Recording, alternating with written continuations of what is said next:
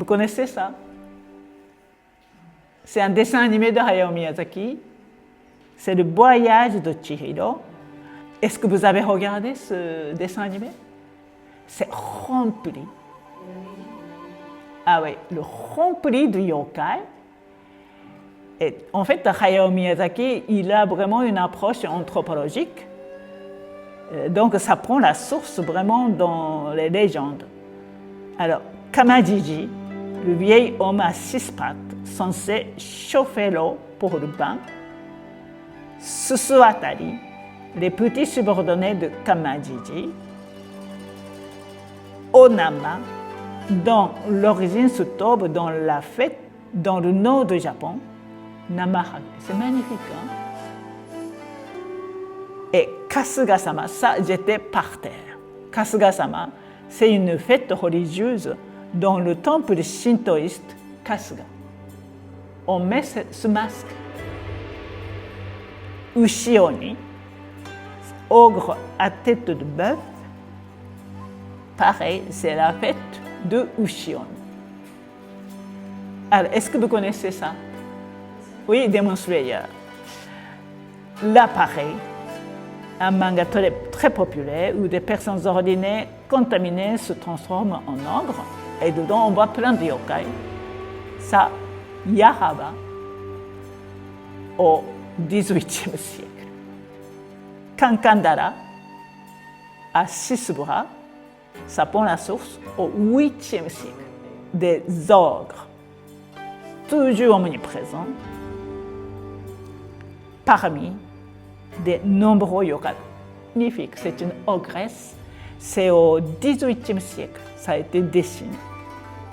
Donc, des ogres ont été dessinés par plein de grands peintres comme Kawanabe Gyosai ou Hokusai ou Soga Shohaku.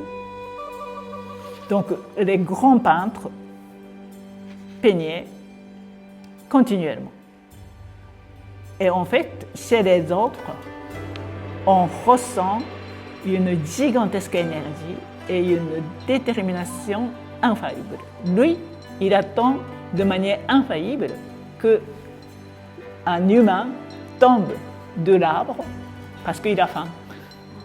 Il est déterminé à remplir son estomac. Et on revient à Demon Slayer, Kimetsu no Yaiba, une fille Nezuko. En fait, dans la conception japonaise, je crois que c'est inspiré par le bouddhisme. Chez une même personne, il y a une tendance constructive et une tendance destructrice. Donc, quand on est dominé par cette tendance destructrice, alors ça commence. C'est exactement en accord avec la philosophie du théâtre non qui a 600 ans d'histoire. C'est le début de l'ogre. On dit namanari, ça veut dire débutant de l'ogre. Et quand la colère, la jalousie, la haine montent encore plus, alors Nezuko, alors là, ça devient inquiétant. Dans le théâtre non, on dit chunari, mi-ogre. À la fin, elle est complètement animée, habitée par la force destructrice. Le théâtre non nous dit que c'est voilà ogre authentique. Donc c'est la même personne en fonction de ce qui l'anime, on change de manière positive ou négative. Et les Japonais racontaient toujours cette transformation, évolution, toujours. Par exemple, Sugawara no Michizane, il a vécu au Xe siècle. C'était un premier ministre très compétent et intègre. Quand c'est comme ça, on attire quoi? La jalousie, la haine, des intrigues. Il a été expulsé, rétrogradé et à la fin exilé. Et comme c'était un homme intègre, pas violent, donc il est mort sans rien dire, dans un lieu isolé, exilé. Mais une fois qu'il est mort, la colère, la haine, l'indignation se sont réunis en lui, dans son esprit, et qu'il commence à se venger. C'est au-delà de lui. Par exemple, Fujiwara no Tokihira, c'est le chef d'orchestre de cette intrigue. C'est lui qui a poussé à Sugawara no Michizane de mourir. Et il ne va pas bien du tout depuis. Il est mort, donc Sugawara no Michizane, le Premier ministre, il est mort en 906. Et jusqu'à 930, toutes les personnes qui se sont engagées dans ce complot sont mortes de manière tragique. C'est un fait. Et que les Japonais, voilà, ont fait un rouleau illustré pour transmettre cette histoire avec leur interprétation. Peut-être que ça n'a rien à voir. Hein. Et donc, ce chef d'orchestre de complot, il ne va pas bien du tout depuis la mort du Premier ministre. Et donc, il fait venir un moine bouddhiste pour chasser un mauvais esprit. À ce moment-là, je vous agrandis, il y a quelque chose qui sort de ses oreilles. Oui, le serpent. C'est l'incarnation du Premier ministre.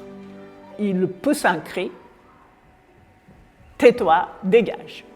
contre le moine. Mais c'est trop tard. Donc, Fujiwara no Tokihira, cet aristocrate, malfaiteur, il est mort, peu de temps après. Et il y a plein de choses. Il y a en fait 6 personnes sur 11 concernées, engagées, sont morts les uns après les autres. Et les gens ont très peur. Donc à la fin, 930, tout le monde se réunit au palais pour étudier comment on fait pour calmer l'esprit du Premier ministre. Et quand ils étaient en train de discuter, vous voyez, les aristocrates sont soit par terre, soit brûlés. Mais avec une réalité incroyable. Et le peintre, qui a été missionné de réaliser ce rouleau, il a mis tout son cœur pour montrer la colère et l'indignation du Premier ministre, incarné en ogre. Donc, c'est vraiment pour passer le message que même si on a les moyens de faire un complot et de pousser à mourir quelqu'un, ça ne se termine pas comme ça. Vous avez la causalité.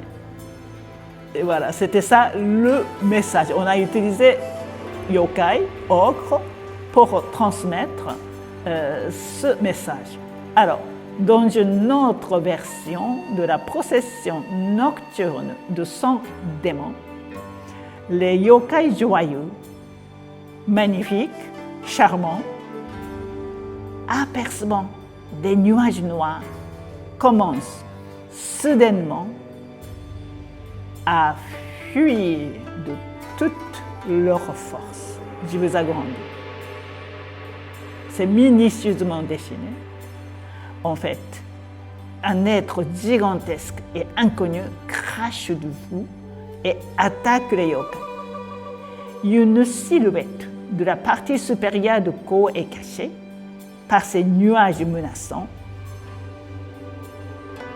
Le tonnerre et la foudre jaillit. Ces nuages troublants sont-ils l'expression d'un yokai encore plus terrifiant? On se pose la question. Alors, à la fin, des silhouettes encore semblables à des diables avec des cornes apparaissent.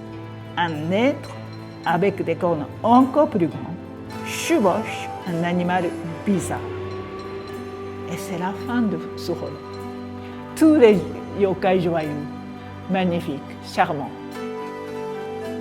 À la fin du rôle, ça se termine comme ça.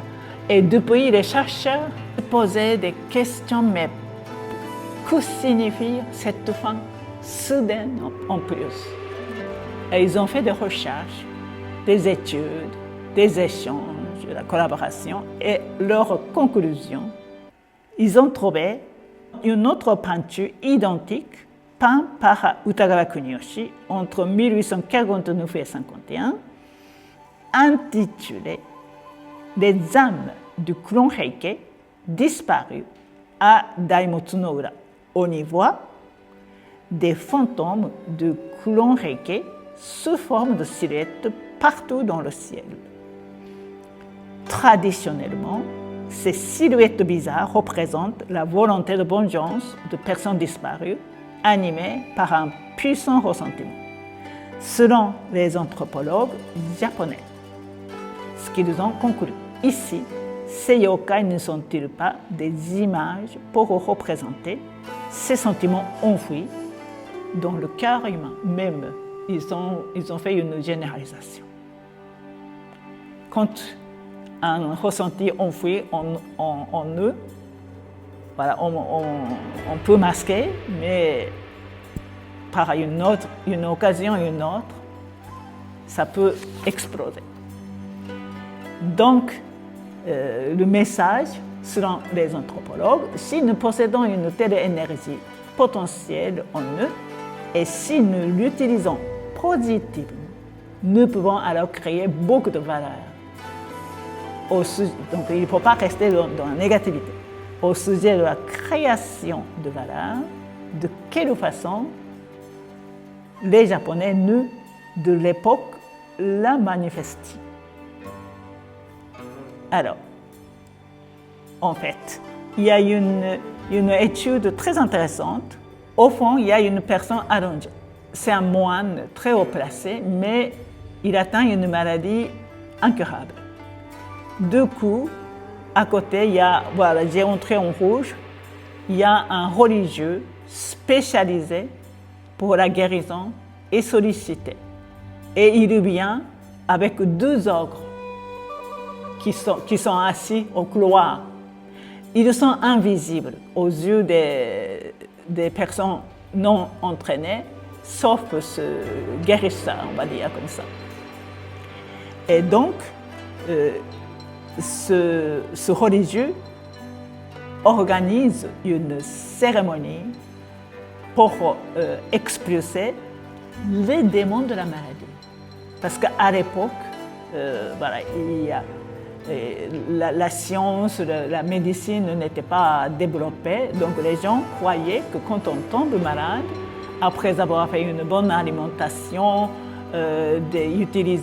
prenez des plantes médicinales, si ça ne marche pas, ça veut dire que cette personne est habitée par le démon de la maladie. Donc il faut les chasser. Donc ce religieux est en train d'organiser une cérémonie pour chasser les démons de la maladie. Et quand il récite un mantra ou une phrase efficace, il active ces yokai qui sont derrière lui. Vous voyez? Donc, une fois que ces yokai, un peu comme une divinité, fonctionnent, sont activés, ils travaillent énergiquement pour faire sortir les démons de la maladie du corps du malade. Après, grâce à la récitation, ces démons de la maladie sont anéantis. En fait, à l'époque, sans médecine, sans intervention chirurgicale, comme les religieux ont été toujours sollicités pour une guérison, ils ont vraiment réfléchi et ils prêchaient que ces yokai ogres permettaient aux malades et à ses proches qui y croyaient de visualiser ces yokai qui travaillaient avec énergie pour chasser les démons de la maladie. Et cela suscitait l'espoir chez le malade et à son entourage, et augmentait par conséquent sa force vitale d'auto-guérison. Donc il s'agissait d'une véritable mise en scène, parce qu'ils n'avaient pas d'autres moyens mais ils ont vraiment étudié, recherché jusqu'au bout. Et il y a un autre exemple, le rouleau de la Genèse de Mont Shingi du XIIe siècle montre un moine doté de ses vertus, sollicité par des émissaires impériaux pour guérir l'empereur malade. Ce moine envoie alors un yokai ogre vêtu d'un kimono constitué d'épées pour anéantir les démons de la maladie. Donc c'est encore plus direct. Voilà, ce ogre yokai, il est en train de courir au ciel et il arrive à côté de l'empereur et il va anéantir avec tous ses épées les démons de la maladie. Et ça marchait. Et une fois l'empereur guéri, les émissaires impériaux revinrent dans son temple pour le remercier. Donc les gens transmettaient comme ça. C'était une mise en scène pour augmenter la force vitale et la force de l'auto-guérison. Ils n'avaient pas d'autres moyens. Mais donc, pour ça, ils ont utilisé ogre yokai, parce que c'est une représentation de l'énergie vitale. Alors, un autre aspect de yokai, parce que yokai c'est vraiment polyvalent, multifonctionnel. C'est le début du dessin animé de Voyage de Chihiro. C'est une fille de 10 ans. Elle s'ennuie à mort. En répétant le même quotidien monotone, les êtres humains deviennent fatigués, sans joie de vivre. Mais Hayao Miyazaki, c'est pour ça qu'il fait apparaître plein de yokai dans ses dessins animés, parce que même dans la période de Edo, les gens inventèrent des histoires de yokai, par exemple pour voler dans le ciel sans avion, ou pour imaginer des ciseaux capables de couper des cheveux tout seuls, ou pour créer un monstre responsable d'une tempête, toujours avec un sens de l'humour. Et ce qui m'a vraiment étonné, c'est ça. Ce yokai mignon, avec plein de sens de l'humour, il s'appelle Hajikaki en japonais. Hajikaki, ça veut dire géante. Ça peut être soit, pourquoi je fais que des bêtises? Je veux bien faire des choses, mais je n'arrive pas. Je suis toujours maladroit. Je fais que des bêtises et les gens se moquent de moi. Ou, à côté de vous, il y a quelqu'un qui ne fait que des bêtises, que des choses bêtes. Les gens ont inventé pour ces personnes, Hajikaki, j'ai honte. Il exprime un sentiment honteux après avoir fait une bêtise.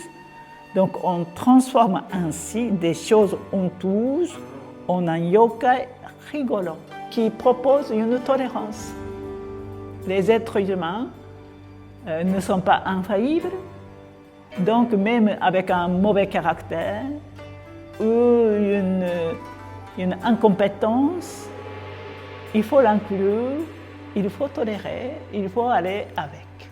C'était le message véhiculé par Hajikaki, yokai, j'ai honte. Je trouve ça incroyable de pouvoir inventer ça. Je ne sais pas qui a fait, on ne peut pas savoir. Réalisé en 1780. On ne sait pas qui a inventé, mais c'est intéressant.